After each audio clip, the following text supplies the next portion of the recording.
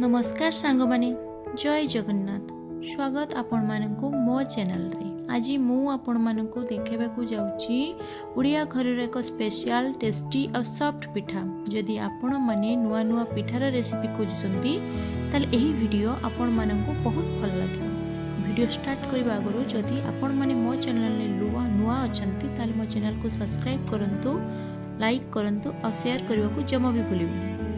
पिठा पाई एठी मु 2 कप चाउल रे 1 कप बिरी देइची और 1 चामच मेथी देइची। यहाँ को मु 7 रु 8 घंटा पाई भिजै देइतली।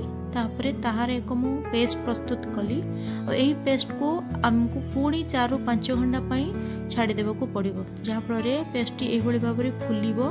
फुलिले पिठाटा सॉफ्ट हबो और खाइबा पाई भी बहुत भल लागिबो। आवश्यक सामग्री रे एठी मु 1 फाळा नडिया, काजू, 1 कप चीनी, किशमिश और बादाम नेची और किछि छेचा अलैच गुंड।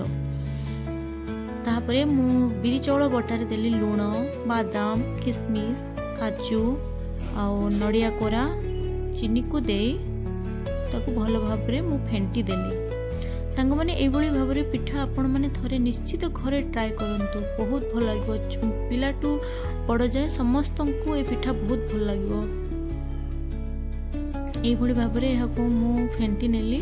तापरे गोटे पैन रे मु किछि देसी गुआ घिओ देली। आपण चाहे एठी रिफाइन भी दे परिबे।